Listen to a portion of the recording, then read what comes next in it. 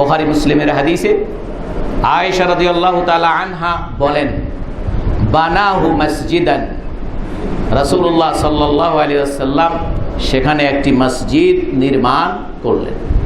অতফিকা রাসূলুল্লাহ সাল্লাল্লাহু আলাইহি ওয়াসাল্লাম ইয়ানকুলু মাআহুমুল লাবিনা ফি বুনিয়ানিহি।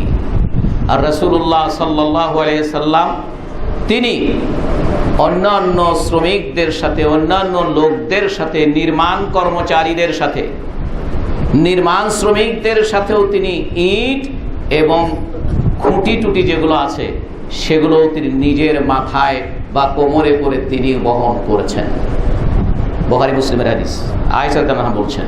এবং তিনি বলছেন ওয়ায়াকুলু ওয়া হুয়া ইয়ানকুলুল লাবিন, আর রাসূল সাল্লাল্লাহু আলাইহি ওয়াসাল্লাম তিনি এই ইট বা এই জাতীয় যেগুলোকে মাটি দিয়ে যেগুলো করা হয় সেগুলো, লাবিন শব্দ অর্থ হলো ইট, এখনকার ভাষায় ইট, ইট বহন করতেন আর মুখে মুখে বলতেন, হাযাল হিমালু লা হিমালা খায়বারা হাযা আবাররু রাব্বানা ওয়া আতহার।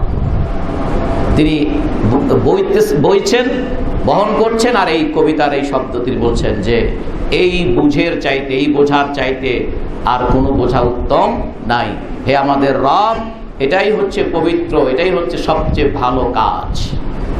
তিনি আরো বলছেন, আল্লাহুম্মা ইন্নাল আজরা আজরুল আখিরা ফারহামিল আনসারা ওয়াল মুহাজিরা।